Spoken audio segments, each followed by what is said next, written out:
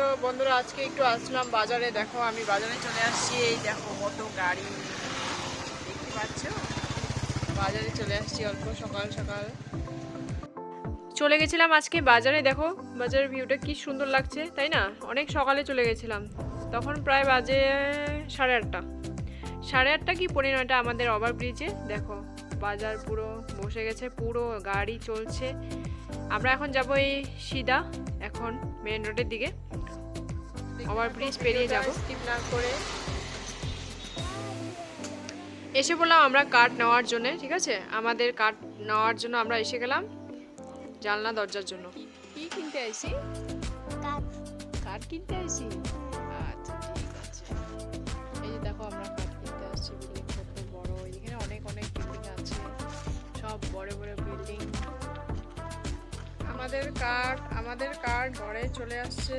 তো তারাও দেখাচ্ছি কাঠগুলো কোথায় রাখছে। আমাদের কাঠগুলো এই যে এখানে আজকে কাজ হয়েছে,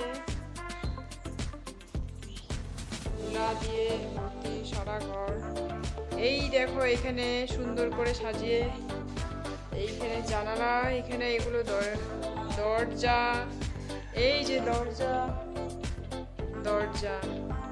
এইগুলো হচ্ছে দরজার জন্য, কিছুটা আছে জানলার জন্য। আর এই যে বড় বড় কাঠগুলো এখানে রাখা আছে।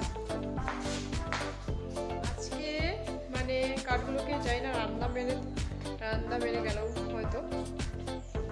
তো 10 দিন শুকাতে হবে ভালো করে। কাঠগুলোকে সাথে সাথে কাজ করা যায় না, কাঠগুলোকে এখন ভালো করে শুকিয়ে তারপর আসবে ওরা কাজ করতে। তো আজকে আমি খাওয়া দাওয়া কি বানিয়েছি তোমাদের দেখাচ্ছি, চলো। ভাত খাইছো? ভাত খাইছো?